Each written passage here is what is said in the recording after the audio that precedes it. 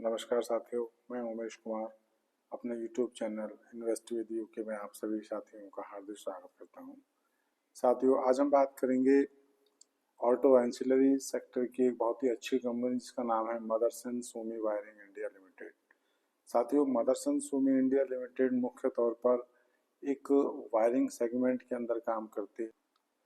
साथियों, गाड़ी ईवी हो सकती है, डीजल हो सकती है, पेट्रोल से चलने वाली हो सकती है, सीएनजी से चलने वाली हो सकती है, लेकिन उसमें एक चीज़ कॉमन होती है साथियों की वायरिंग हर गाड़ी में यूज़ की जाती है।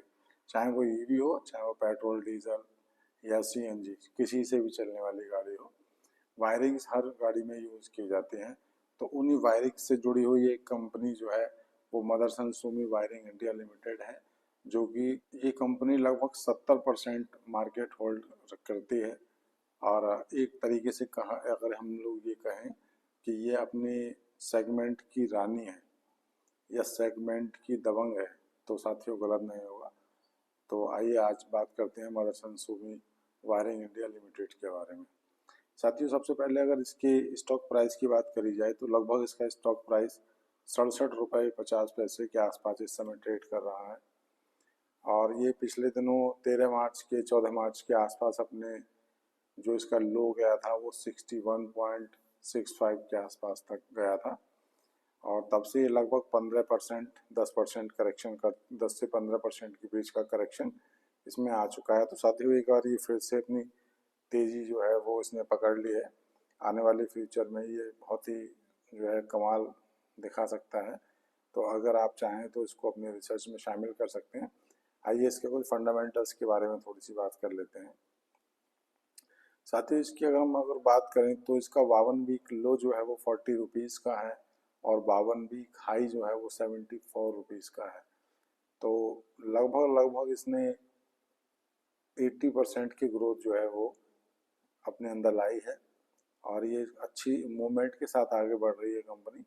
और बाकी इसके फंडामेंटल्स की साथ ही अगर बात करें तो ये इसका मार्केट कैपिटलाइजेशन जो है 29,166 करोड़ रुपए का है, जो कि अच्छा है। पीई रेशियो इसका 49.98 है और इंडस्ट्री पीई इसका 46.73 है। साथ ही पीई रेशियो के अगर क्राइटेरिया में भी हम लोग चेक करें तो ये इसी जो वैल्यूएशन है इस प्राइस की वो अच्छी चल रही है। और पीवी रेशियो इसका 22.15 है साथियों। डेब्ट टू इक्विटी की बात करी जाए तो ये 0.21 है।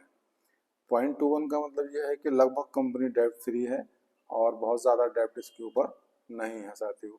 रिटर्न ऑन इक्विटी 39.77% है, जो कि अच्छा माना जा सकता है। ये 20% के ऊपर होना चाहिए और इसमें बहुत अच्छा है 39%। ईपीएस जो है वो 1.32% है। डिविडेंड यील्ड भी देती है कंपनी 0.99, मतलब लगभग 1%। बुक वैल्यू कंपनी की 2.98 है और फेस वैल्यू है 1। इसके बाद अगर इसके फाइनेंशियल्स की बात करें साथियों तो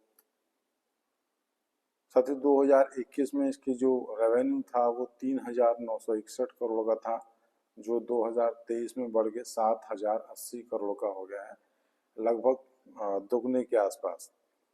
और इसके साथ अगर इसकी प्रॉफिट की बात करें साथियों, प्रॉफिट इसका 2021 में 396 करोड़ था और 2023 में 487 करोड़ हो गया है। तो ये भी एक मतलब प्रोग्रेसिव या पॉजिटिव इसमें चेंजेस धीरे धीरे आ रहे हैं। नेट वर्थ साथियों 2021 में 710 करोड़ नेट वर्थ साथियों 2021 में 710 करोड़ थी, जो बढ़कर 2023 में 1,331 करोड़ हो चुकी है।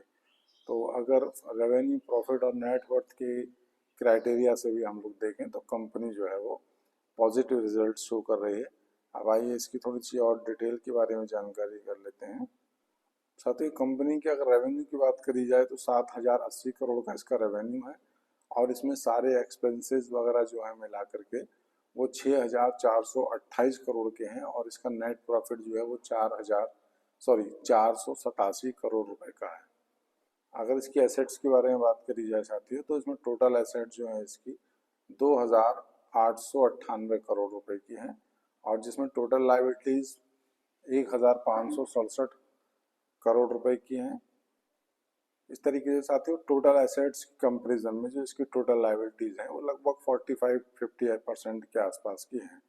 तो इस क्राइटेरिया से भी कंपनी जो है वो उसकी हेल्थ अच्छी नज़र आती है। अब अगर कैश फ्लो के बारे में और बात करें साथियों, तो cash flow from operating activities जो है उसमें कंपनी को 223 करोड़ रुपए का जो है प्रॉफिट हुआ है, और इन्वेस्टिंग एक्टिविटीज़ और फाइनेंशियल एक्टिविटीज़ में इसको लॉस हुआ है।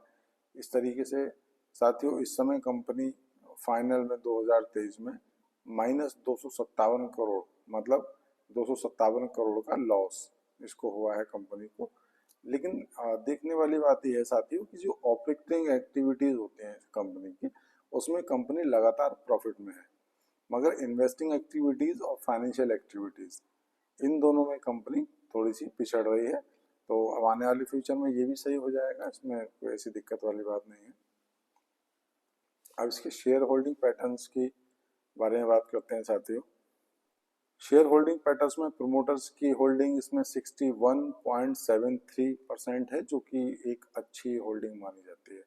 म्यूचुअल फंड्स 14% है, फॉरेन इंस्टीट्यूट 11% है, रिटेल 9.94% है, अदर डोमेस्टिक इंस्टीट्यूशन 3.23% है। साथियों इस कंपनी का जो शेयर होल्डिंग पैटर्न है वो इस कंपनी के जो प्रोजेक्ट्स हैं उसके ठोस होने का प्रमाण है कि ये कंपनी अपने सेक्टर में, अपने सेगमेंट में कितनी पकड़ बनाए हुए है और कितनी पॉजिटिव अप्रोच के साथ आगे बढ़ रही है। साथियों अगर आप ध्यान दें तो प्रोमोटर 61+ हैं, 61% से एबव हैं, और म्यूचुअल फंड्स और फॉरेन इंस्टीट्यूट और ओडीआई इनको सबको अगर मिला दिया जाए तो लगभग 90% शेयर होल्डिंग पैटर्न बनता है, और रिटेलर्स के पास ओनली 9% या 10% इसके बीच की होल्डिंग्स जो हैं वो हैं। इसका मतलब ये है कि कंपनी बहुत ही स्ट्रांगली आगे बढ़ रही है और इसमें फ्यूचर जो है बहुत अच्छा है। अप डाउन्स भी इसमें बहुत कम आएंगे, थोड़ा बहुत मार्जिन हो सकता है ऊपर नीचे हो जाए, लेकिन बहुत ज़्यादा अप एंड डाउन्स इसमें नहीं आते हैं। ये पॉजिटिव अप्रोच के साथ आगे बढ़ रही है। अगर आप चाहें तो इस कंपनी को अपने रिसर्च में शामिल कर सकते हैं। बहुत ही अच्छी कंपनी है, लगभग डेब्ट फ्री कंपनी है, और सबसे अच्छी बात यह है कि इसका जो सेक्टर है उसमें लगभग 70% मार्केट होल्ड करती है। आपको हमारा ये प्रयास कैसा लगा साथियों, अपने कमेंट के माध्यम से हमें बताने का कष्ट करें, और अगर आपको हमारा प्रयास पसंद आया हो तो हमें लाइक करें, शेयर करें, सब्सक्राइब करें। धन्यवाद।